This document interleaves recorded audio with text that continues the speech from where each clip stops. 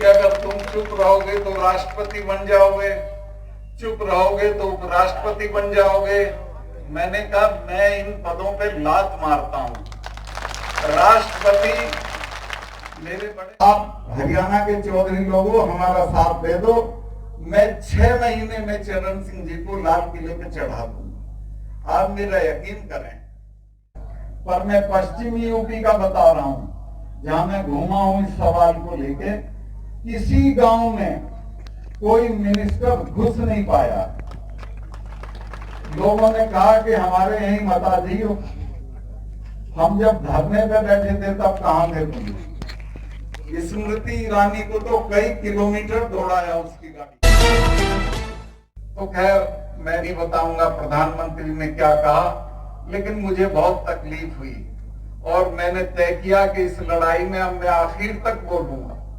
मुझे कई दोस्तों ने सलाह दी कि अगर तुम चुप रहोगे तो राष्ट्रपति बन जाओगे, चुप रहोगे तो उपराष्ट्रपति बन जाओगे।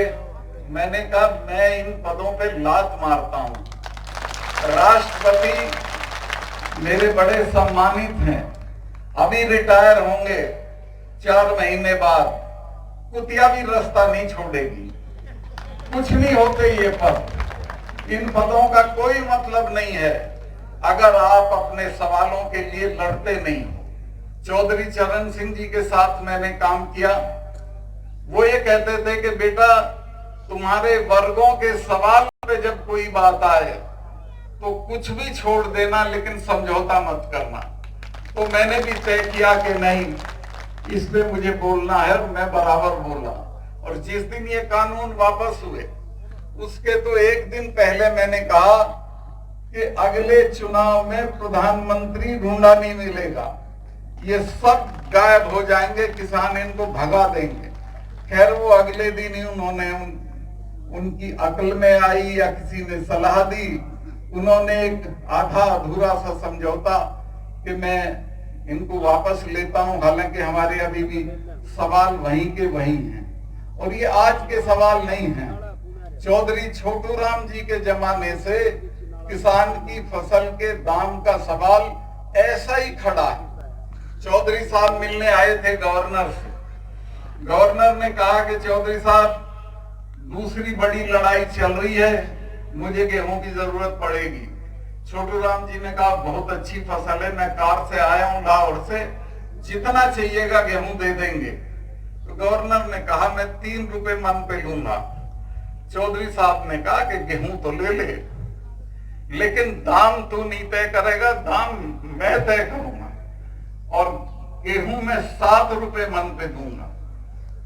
तो गवर्नर चुप हो गया। चौधरी साहब ने कहा कि हाँ, गवर्नर ने उनसे कहा कि मैं फौज भेज के मंगवा लूंगा। चौधरी साहब ने कहा कि गलतफहमी में मत रहना, मैं अभी जा रहा हूं लाहौर, कहता हुआ चला जाऊंगा पंजाब और हरियाणा के किसानों को खड़ा खेत फूंक देंगे, एक दाना तुम्हें नहीं देंगे। खैर गवर्नर डरे और उन्होंने उनके जो चीफ मिनिस्टर थे सर सिकंदर हयात खान, उनको बुलाया और उनको कहा कि तुम्हारा तो मिनिस्टर बड़ा अनाड़ी है, वो तो ऐसे ऐसे कह गया। तो सिकंदर हयात खान ने कहा कह नहीं गया, वो कह देगा तो जल ही जाएगा। अगर उसने कह दिया तो किसान खड़ी फसल फूंक देंगे, आपको नहीं देंगे। लेकिन मैं ये बात इसलिए उठाई, एक तो आप भूल रहे हो अपने पुरखों को, चौधरी छोटू राम को, चरण सिंह को और उनसे पहले के भी जो लोग हैं उनको। ये सवाल ऐसा का ऐसा ही है। आज भी हमारी फसल का दाम वो तय करते हैं, हम तय नहीं करते हैं। अब के ये निर्णायक लड़ाई थी कि इसमें एमएसपी लागू हो जाए तो फसल का सही दाम मिलेगा, लेकिन एमएसपी क्यों नहीं लागू हो रही? प्रधानमंत्री का दोस्त है जिसने 50 एकड़ में गोदाम बना दिया है पानीपत में, ये कानून पास होने से पहले। उसको सस्ता गेहूं चाहिए, वो आपका सस्ता गेहूं लेगा और महंगे में बेचेगा। तो ये है लड़ाई बुनियादी। मैं आपसे निवेदन करना चाहता हूं कि अब ये धरने देना छोड़ दो। अब सड़कों पे बैठना भी छोड़ दो, इकट्ठा होके अपना राज बना लो, राज बदल दो, किसी से मांगने की जरूरत नहीं। मैं तो ये गवर्नरशिप का मेरा 6 महीने 7 महीने बचा है, इसके खत्म होते ही पूरे उत्तर भारत में घूम के किसानों को कहूंगा कि एक हो जाओ, इकट्ठे हो जाओ और दिल्ली पे अपना राज बनाओ, ताकि तुमसे लोग मांगे, तुम्हें मांगने की जरूरत ना पड़े। हम मांगते हैं, ये समझते हैं हम भिख मांगे हैं, ये हमें कभी दाम नहीं देते। तो खैर, ये बात मैं यहां छोड़ते हुए आप लोगों से एक और निवेदन करना चाहता हूं। एक हीर रांझा किसी ने लिखी थी कभी, उसका नाम भूल जाता हूं, किसी बुजुर्ग को याद होगा। तो उसने हमारी बिरादरी के 17 अवगुण गिनाए थे, नाराज मत होना।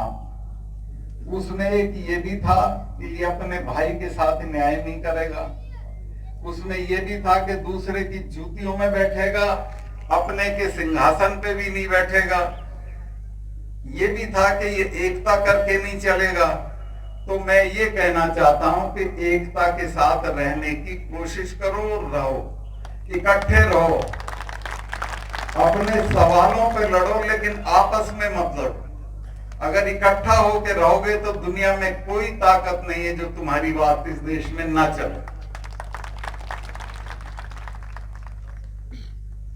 मैं एक बात आपको ये भी बताना चाहता हूं कि इस आंदोलन के दौरान जिस दिन टिकैत का लड़का रोया, मैंने भी देखा उसे, मेरा उस परिवार से बहुत पुराना परिचय भी है, और उसके बड़े भाई के हमारे मालिकों की लड़की भी आई है, मैं तो उसे पैसे दे के आता हूं।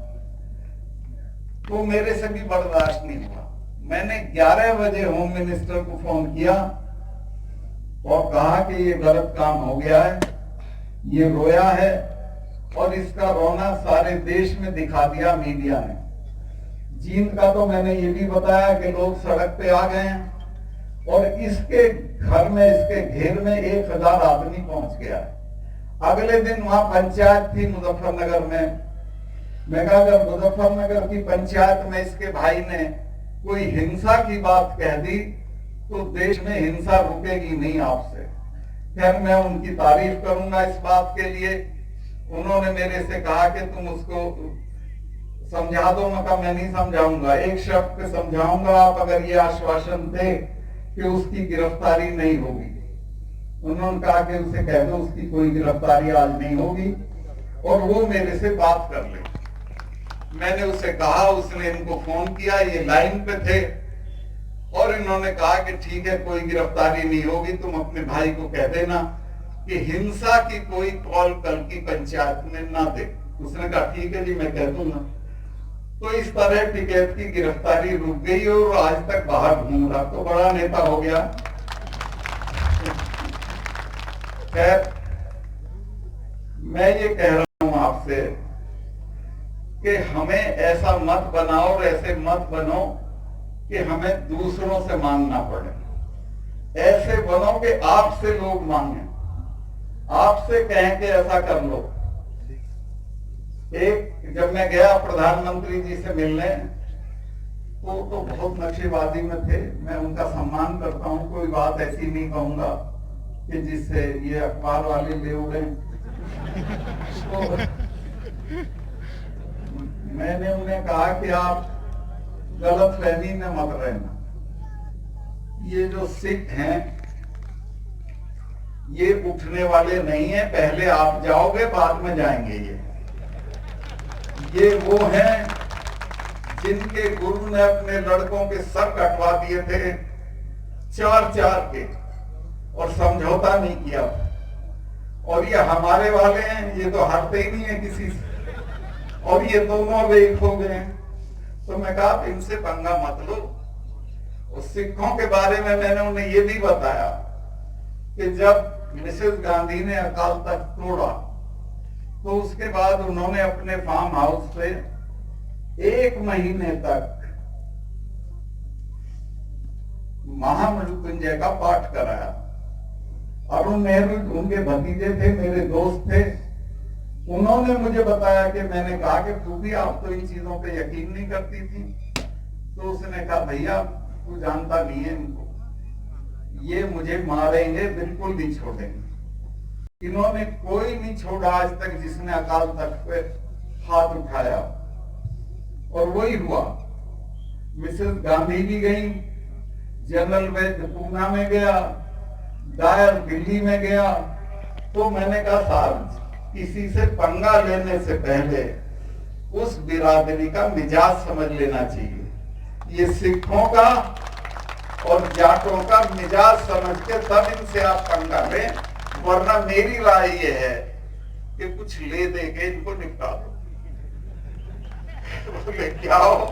मैं कहा दो काम मत करना, एक तो इन पे लाठीचार्ज मत करना, दूसरे इनको खाली हाथ मत भेजना। फिर जब वो लाल किला हुआ तो एक किसान यूनियन के नेता भी डर गए कि पता नहीं क्या बड़ा अपराध हो गया, और ऐसा पूरे देश के अखबार और मीडिया में आया कि जैसे देशद्रोह का काम हो गया हो। कहां झंडा फहरा दिया था भाई? वहां तो नहीं फहराया था जहां प्रधानमंत्री फहराता है। एक खंबा खड़ा था, उस पे एक लड़के ने झंडा चढ़ा दिया। मैं एक बात पूछना चाहता हूं, मैं अगर किसान आंदोलन का नेता होता तो मैं यही बात कहता कि ये बताओ इस लाल किले पे किसका हक सबसे ज्यादा है? जिन सिखों के गुरु की तेग बहादुर की गर्दन काटी गई हो लाल किले के बाहर, उसके बच्चों का ज्यादा है या और लोगों का ज्यादा है? ठीक है। और इस लाल किले पे उनका, हमारे तो गीत नहीं गाए जाते लाल किले के बिना।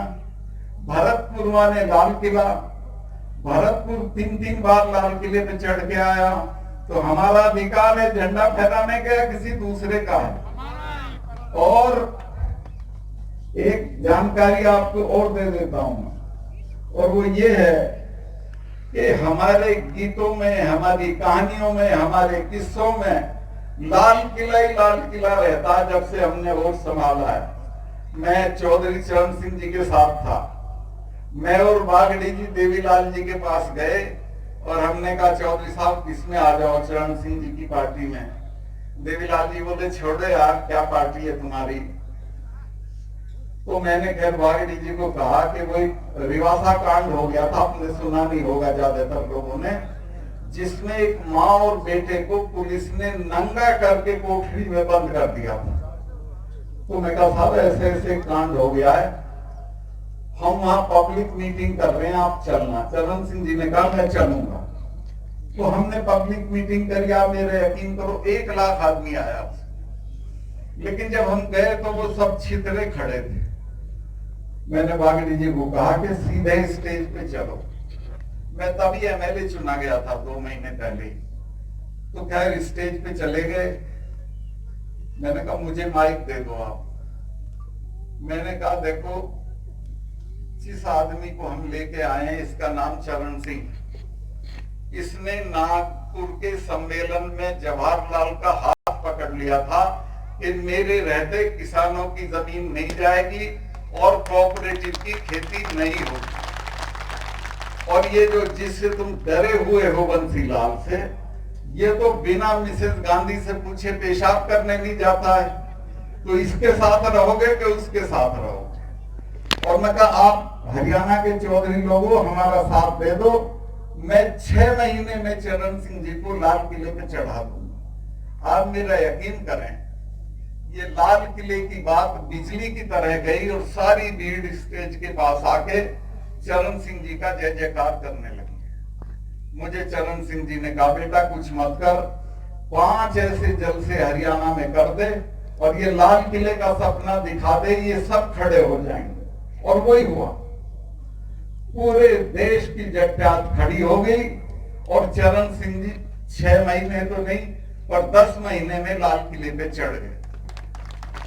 तो मैंने कहा कि भाई लाल किले पे हमारा हक है, हमको दोषी मत बनाओ, हमारे लड़कों को देशद्रोही मत कहो, इन पे मुकदमे मत करो। चले गए, चढ़ा दिया। और वो भी कोई पार्टी का झंडा नहीं, निशान साहब था, जिसके लिए हजारों सिखों ने कुर्बानी दी हुई थी। खैर, इस बात को मैं यही रोकता हूं और मैं वापस इस बात पे आना चाहता हूं कि अगर आप इकट्ठा नहीं रहोगे, अपने सवालों को नहीं समझोगे, तो यही होगा। इकट्ठा रहो, अपने सवालों को समझो और उन पे लड़ने की आदत डालो। और बड़ी बात तो यह है कि 2 साल बाद चुनाव है। इकट्ठा होकर अगर वोट कर दोगे तो ये सब दिल्ली से भाग जाएंगे, किसानों का राज होगा, किसी से कुछ मांगने की जरूरत नहीं होगी। अभी यूपी में जो इलेक्शन हुआ उसका नतीजा नहीं आया है, पर मैं पश्चिमी यूपी का बता रहा हूं, जहां मैं घूमा हूं इस सवाल को लेके।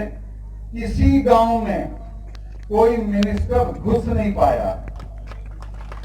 लोगों ने कहा कि हमारे यही मताजी हो। हम जब धरने पे बैठे थे तब कहां थे तुम? स्मृति ईरानी को तो कई किलोमीटर दौड़ाया उसकी गाड़ी। तो मैं ये निवेदन करना चाहता हूं कि राज बदलो, अपना राज बनाओ, इकट्ठा रहो। लोग तुमसे भीख मांगेंगे, तुम्हें भीख मांगने की कोई जरूरत नहीं है।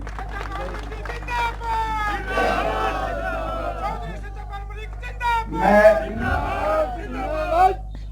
बहुत लंबा, हालांकि मुझे बहुत लोगों ने बड़े बड़े लालच दिए, बड़ा समझाया कि उपराष्ट्रपति हो जाओगे, राष्ट्रपति हो जाओगे। मैं कहा छोड़ो यार, कुछ नहीं होता उसमें।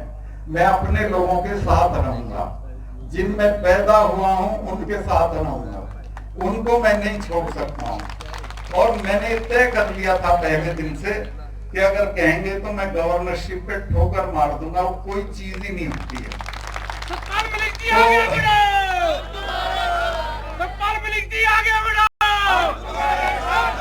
अब मैं आप में से शराब तो जरूर पीता होगा कोई ना कोई।